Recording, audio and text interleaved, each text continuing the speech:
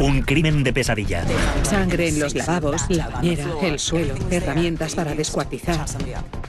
Un astuto sospechoso con una identidad oculta. Estaba alquilando el piso a una mujer que era un hombre. En plan Tutsi, ¿entiende? Un perverso juego del gato y el ratón que tendría frustrado al departamento de policía durante más de 20 años. Se esfuma, desaparece de la tierra. Había dinero, poder, travestismo, drogas, alcohol, no faltaba nada. Un millonario de mente, una princesa de la mafia y un reguero de asesinatos de costa a costa. Hoy en Poder, Privilegio y Justicia. Millonario en fuga.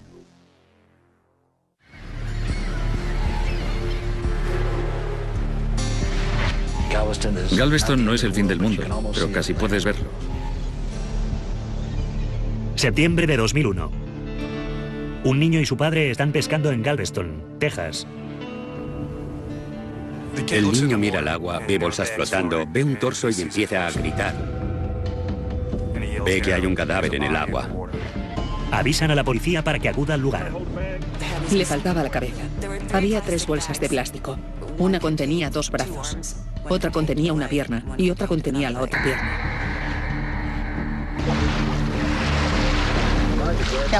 Quien no conozca Galveston, si arroja algo al mar, pensará, el oleaje se lo llevará mar adentro. Galveston no es así. El mar lo devuelve todo. ¿Eso es un dedo? Esa es la gran pregunta. Se hallan varias pistas entre los truculentos restos. Había un recibo de una ferretería. Habían comprado tela protectora y bolsas de basura. La funda de cartón y un serrucho de $6,99. También encontraron una orden de desahucio donde aparecía el nombre de Morris Black.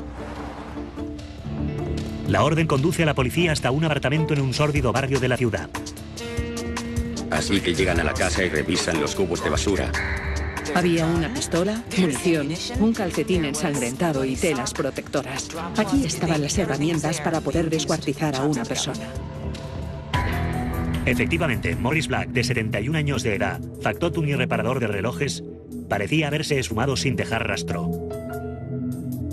Consiguen una orden y entran en el apartamento. Lo que les sorprendió del apartamento de Morris Black es que habían lavado las paredes.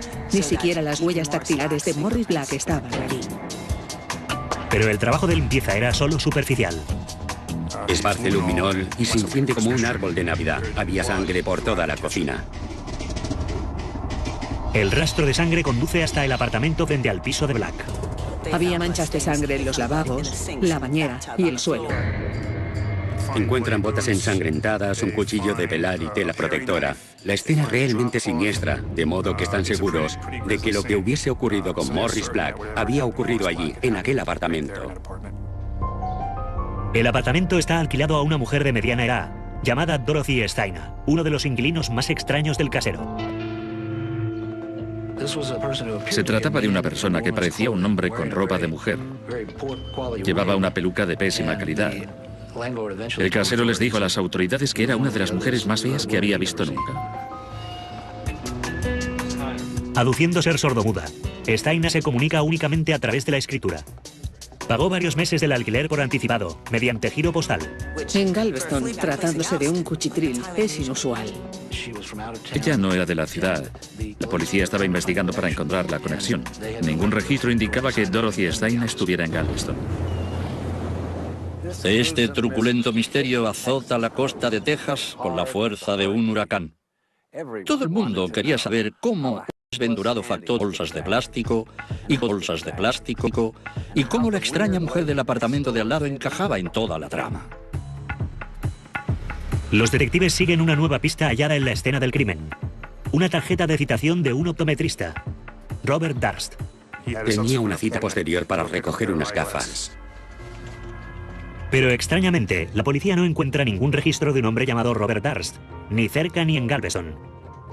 Lanzan una orden de búsqueda a escala nacional contra Darst y Dorothy Steiner. Encontraron a una mujer llamada Dorothy Steiner, que se quedó absolutamente atónita. Dorothy jamás había estado en Texas, no sabía dónde estaba Galveston y jamás había alquilado un apartamento allí. Pero existe una conexión entre Steiner y Darst que se remonta décadas atrás. Descubren que Dorothy Steiner Fue al colegio con Robert Darst y Darst había utilizado posteriormente su nombre para alquilar el apartamento. Entonces concluyeron que Darst, por alguna razón, iba por ahí vestido de mujer y ocultando su identidad, y que Darst y la tal Dorothy Steiner eran la misma persona. 9 días después de que el cuerpo fuese recuperado, Darst aparece en la consulta del oculista para recoger sus gafas. La policía está esperando. Abordan y detienen a Darst, al que acusan del asesinato de Morris Black. Lo llevan a la prisión del condado de Galveston y fijan una fianza de $300.000, que en la época se trataba de una fianza muy alta en el condado, incluso por un delito de asesinato.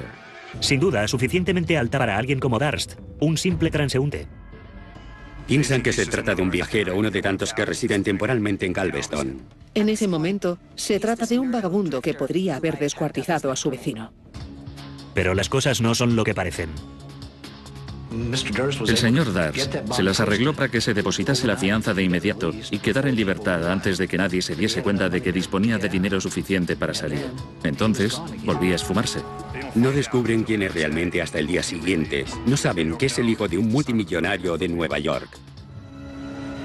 Nacido en 1943, Robert Darst creció en Scarsdale, un exclusivo barrio cerca de Nueva York. Heredero de una de las empresas inmobiliarias más importantes de Manhattan.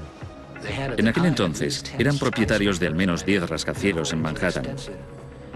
Poseían abundantes propiedades, una de las familias más poderosas e influyentes de Nueva York.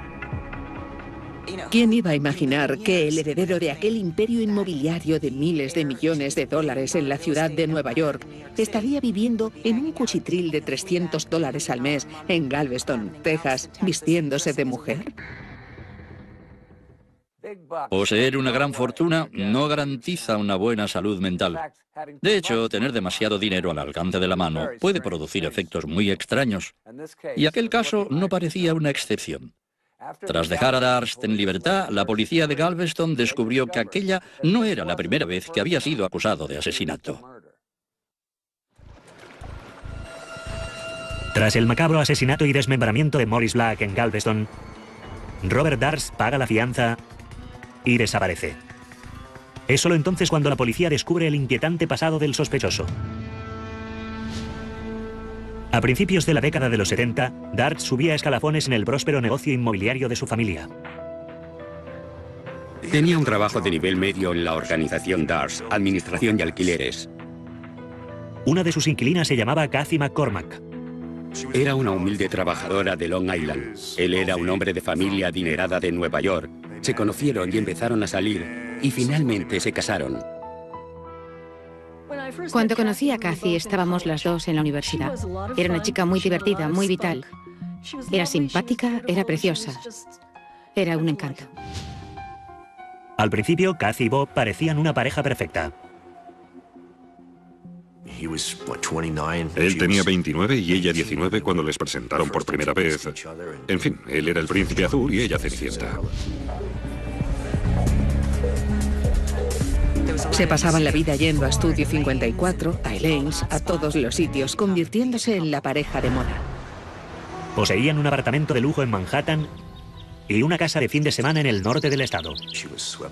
Ella se sentía absolutamente fascinada, y me atrevería a decir que probablemente seducida por aquel estilo de vida que ponía a su alcance todos aquellos recursos, poder e influencia política.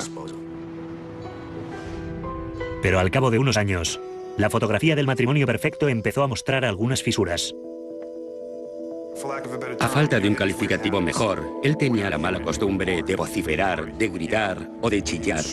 Actuaba de una forma en que se hacía notar, pero no se hacía notar de una manera positiva. Estaba siempre fumando hierba. Formaba parte de su naturaleza.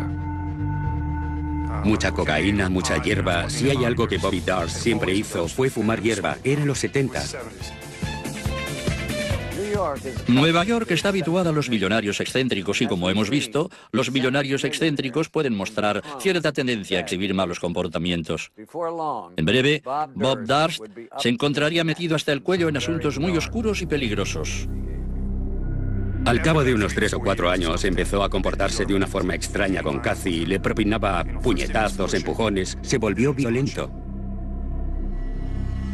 Era el día de Acción de Gracias. Estaba sentada y no se levantó con la rapidez que él esperaba.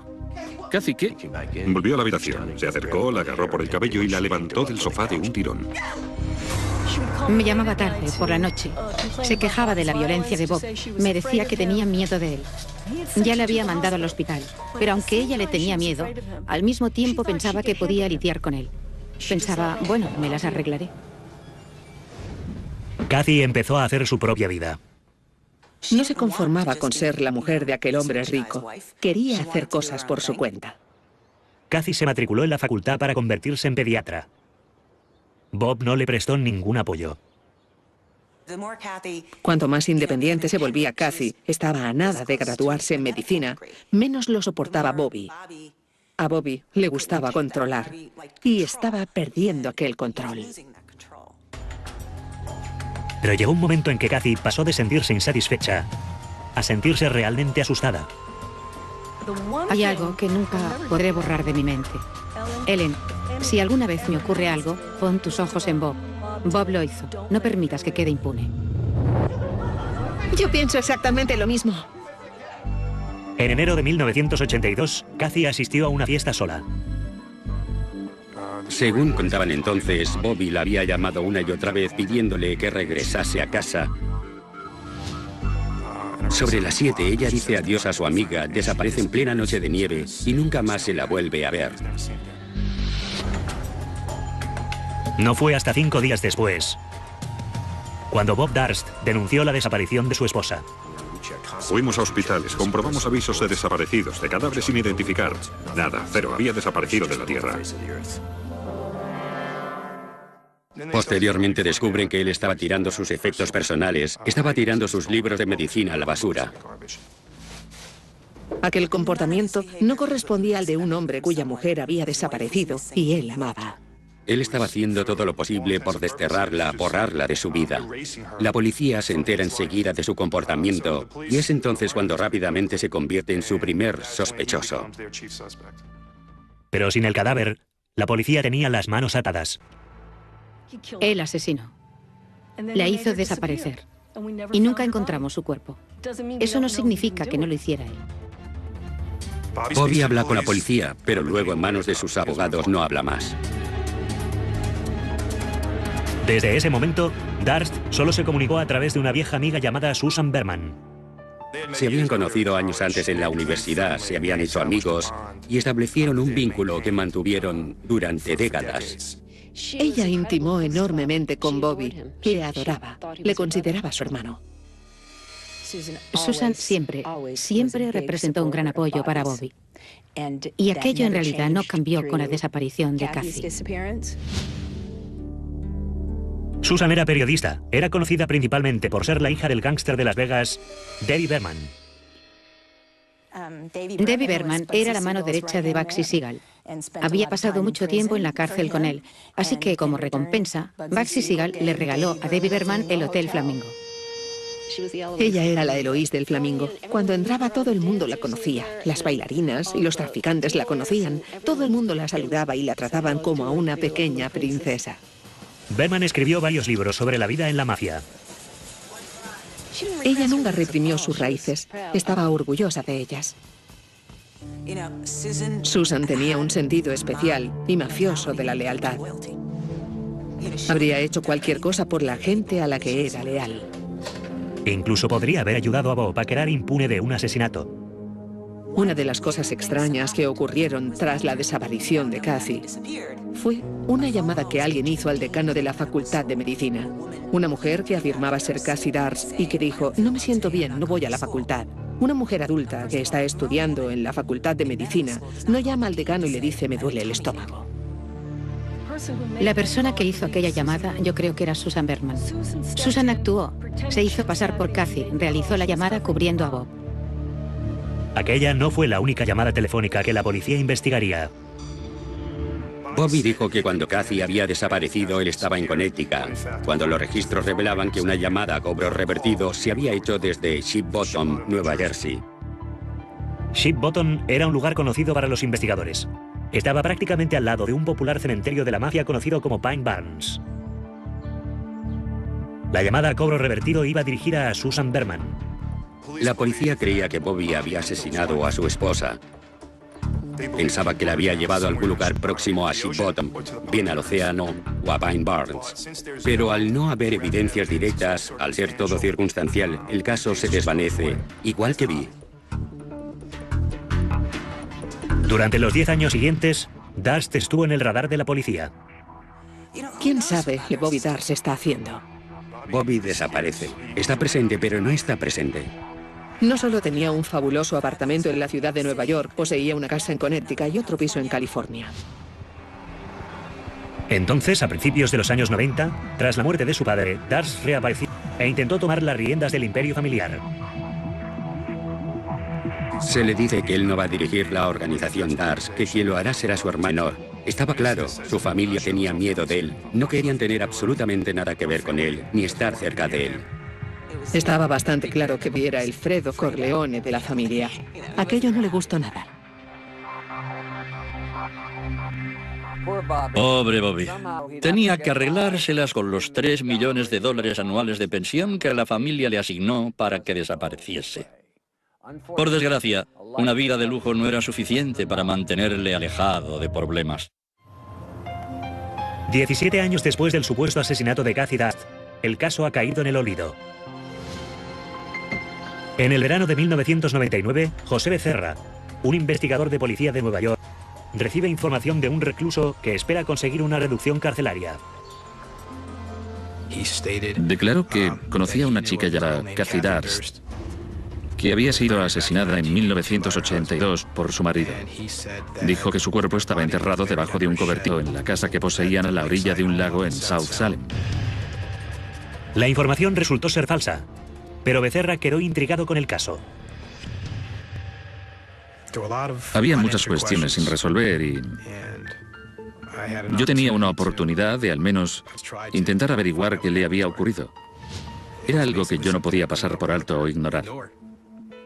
Mi corazón empezó a palpitar, de que finalmente íbamos a llegar a alguna parte. Llevaba esperando muchos años y por fin iba a suceder.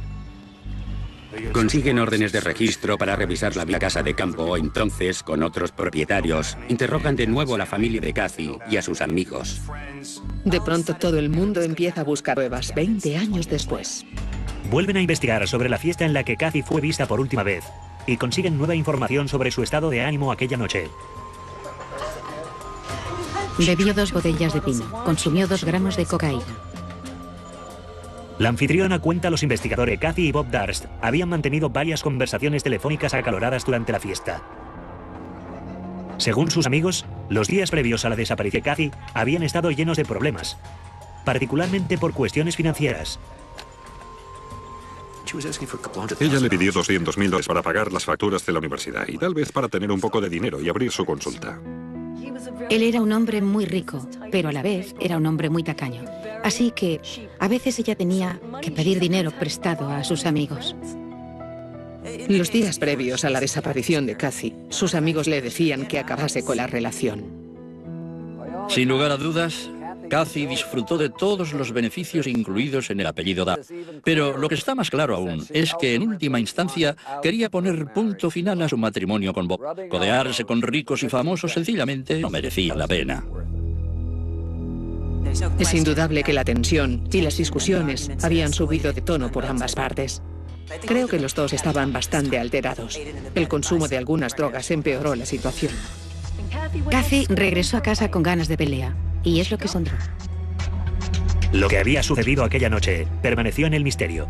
Ahora, casi 20 años después, la madeja del caso sin resolver comenzó a desenredarse.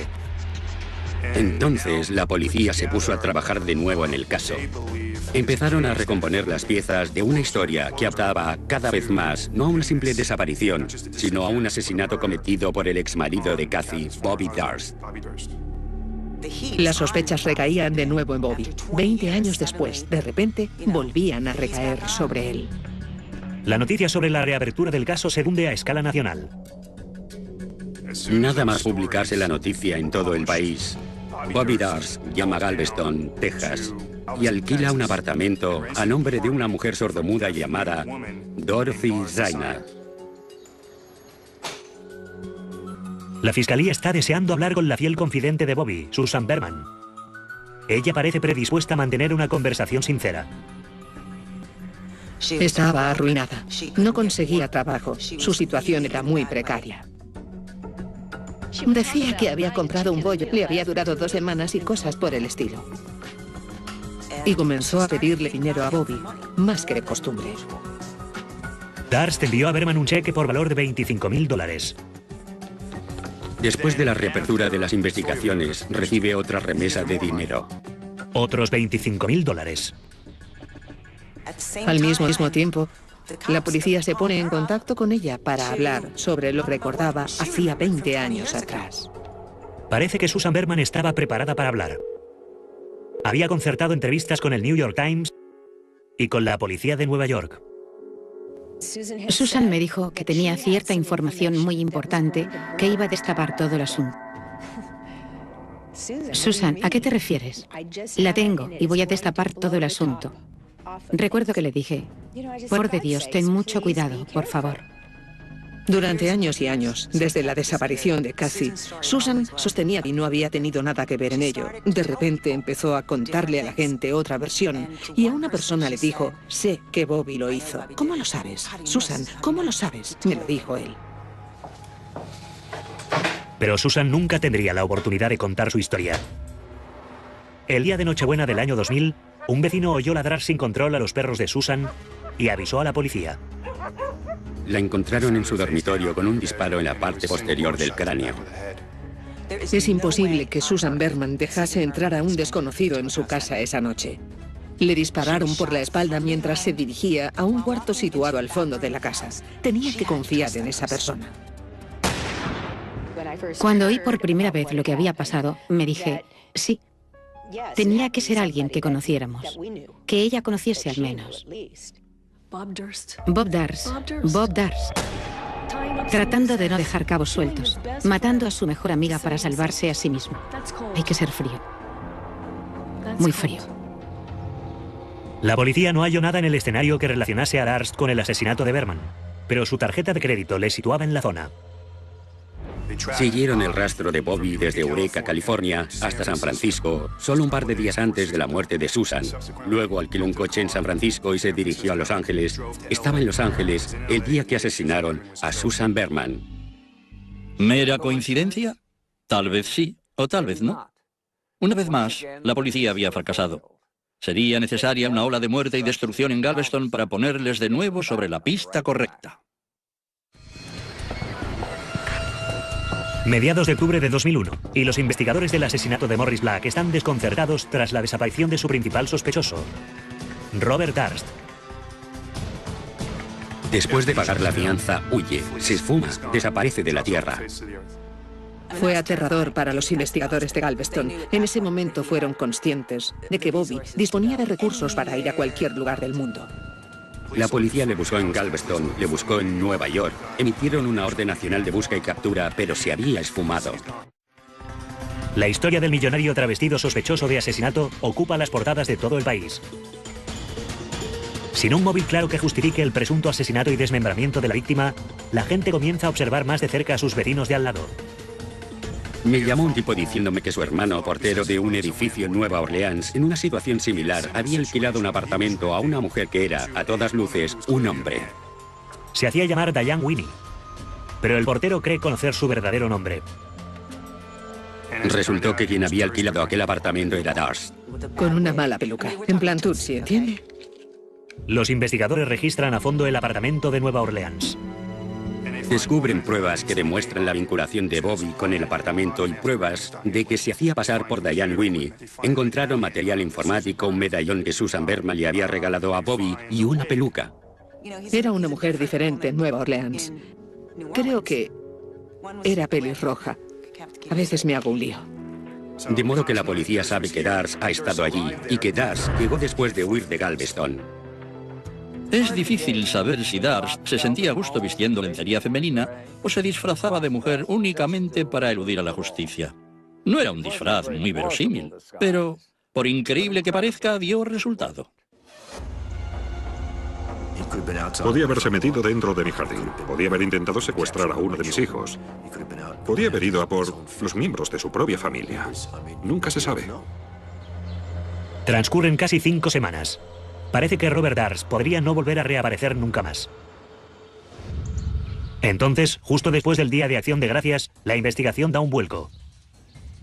En Hanover Township, Pensilvania, las cámaras de seguridad de un exclusivo supermercado graban a un individuo merodeando en actitud sospechosa.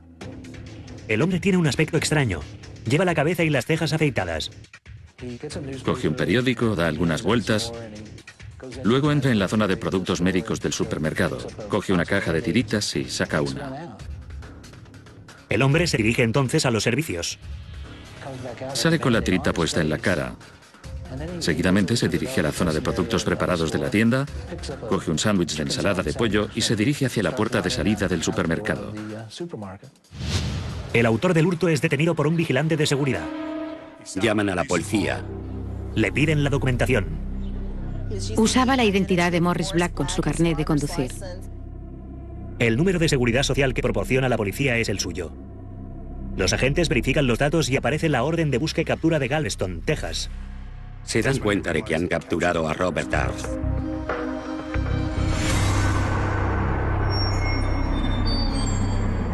El escurridizo millonario detenido por el robo de un sándwich de ensalada de pollo en pan de centeno. ¡Qué ironía! El caso parecía definitivamente resuelto, pero la enrevesada trama daría un nuevo giro. Los investigadores advierten que Darst se ha afeitado la cabeza y las cejas para parecerse al anciano de 71 años cuya identidad ha suplantado. Había alquilado un coche a nombre de Morris Black. Durante el registro de su coche, encuentran $37.000 en efectivo, encuentran 2 pistolas del calibre 38, encuentran una bolsa con marihuana en el maletero del coche. Aparte, llevaba $500 encima y le detienen por robar un sándwich de $7. Robert Darst vuelve a estar bajo custodia policial. La verdad es que pensé, bueno, todos pensamos que finalmente un triste capítulo de nuestras vidas realmente estaba a punto de concluir y cerrarse. Pensé, por fin todo ha terminado. Finalmente vamos a atraparle. Si no es por un crimen, será por otro.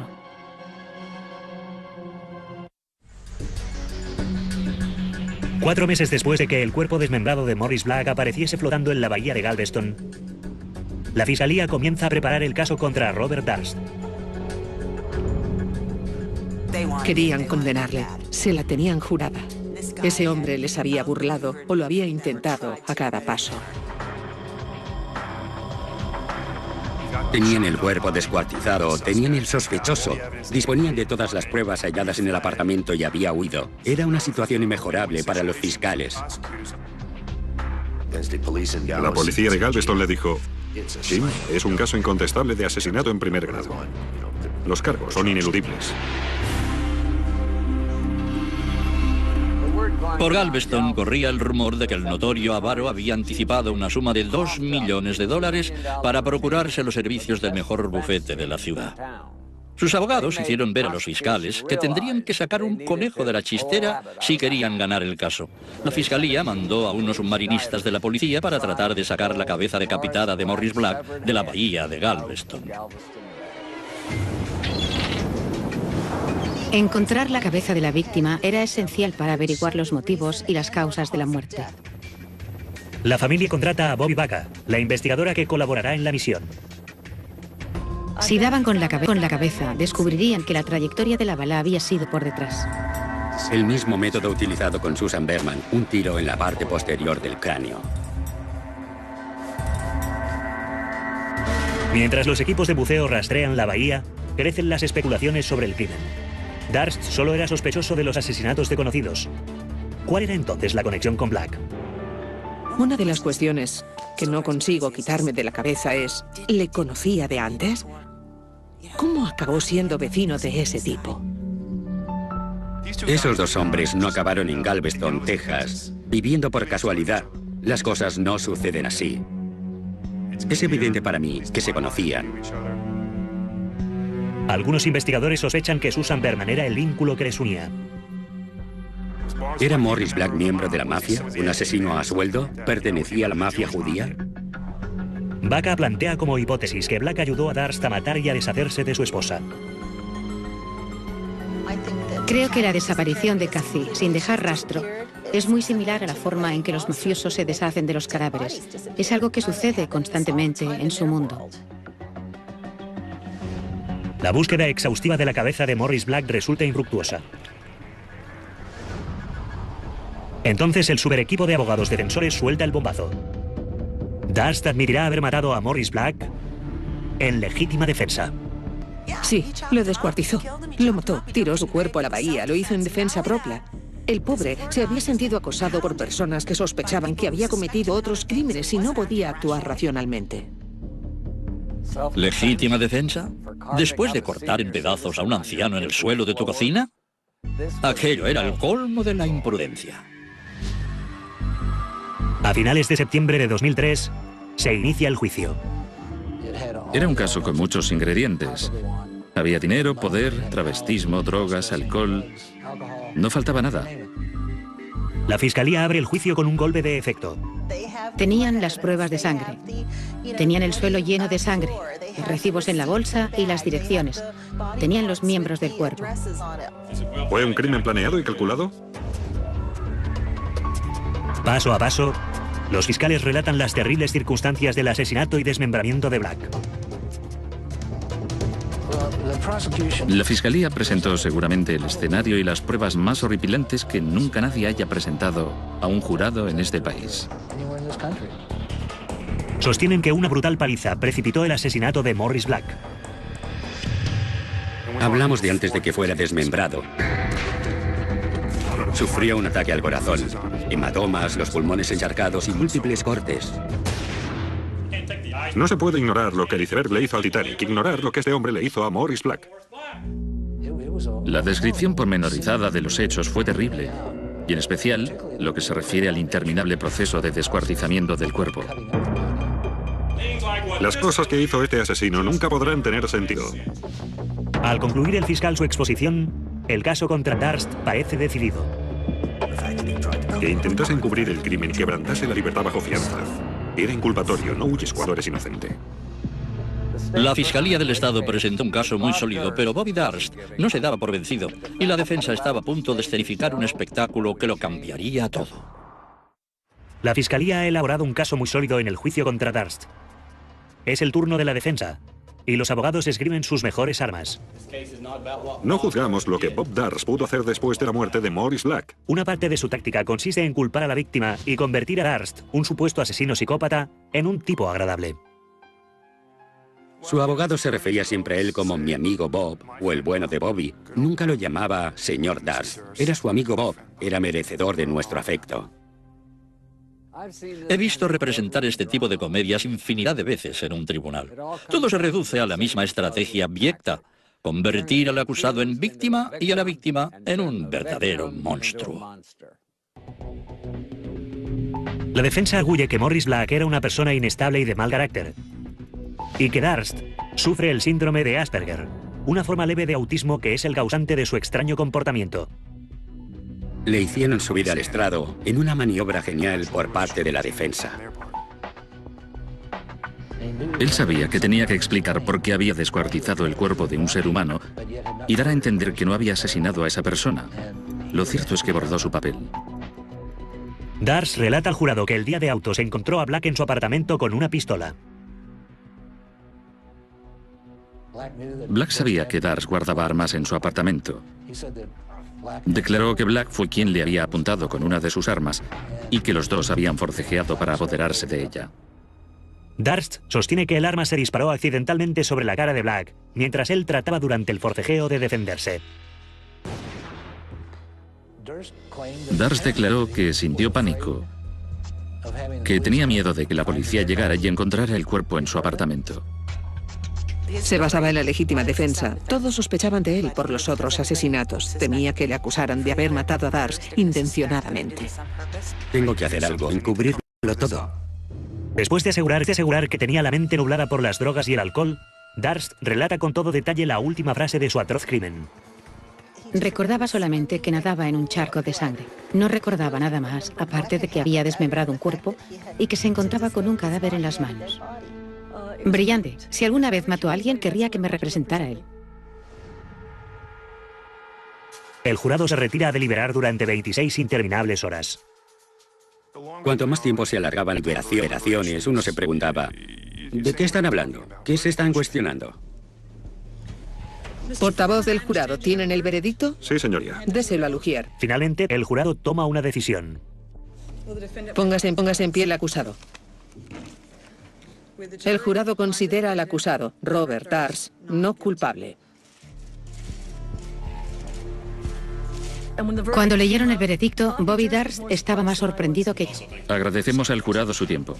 ¿Y qué? ¿Qué puedo decir? Pensé. Ha vuelto a salirse con la suya. Estuve a punto de desplomarme. Parece algo sobrenatural. No sé cómo pudo librarse. Casi no podía reaccionar en mi incredulidad. Los agentes del Departamento de Policía de Texas nos habían convencido y reasegurado de que se trataba de un caso incuestionable. No fue acusado de descuartizar un cuerpo y no fue acusado de ningún otro delito. El jurado tuvo que decidir entre considerar a Darst culpable de asesinato en primer grado o inocente de todo. Esencialmente, al jurado se le inculcó la idea de que había dos tipos desequilibrados en una habitación con una pistola y que podía haber sucedido cualquier cosa, incluyendo la legítima defensa. Y de ahí ya no pudieron salir. Robert Darst cumplió menos de 3 años por tenencia de armas, quebrantamiento de libertad bajo fianza y en la actualidad es un hombre libre. En el año 2006, Bob Darst rompió legalmente los lazos con su familia y a cambio recibió una suma de 65 millones de dólares. Dinero más que suficiente para adquirir muchos vestidos. Ya saben, si una extraña mujer se muda de repente a su vecindario, será mejor que anden con cuidado. Dominic Dune para la televisión judicial.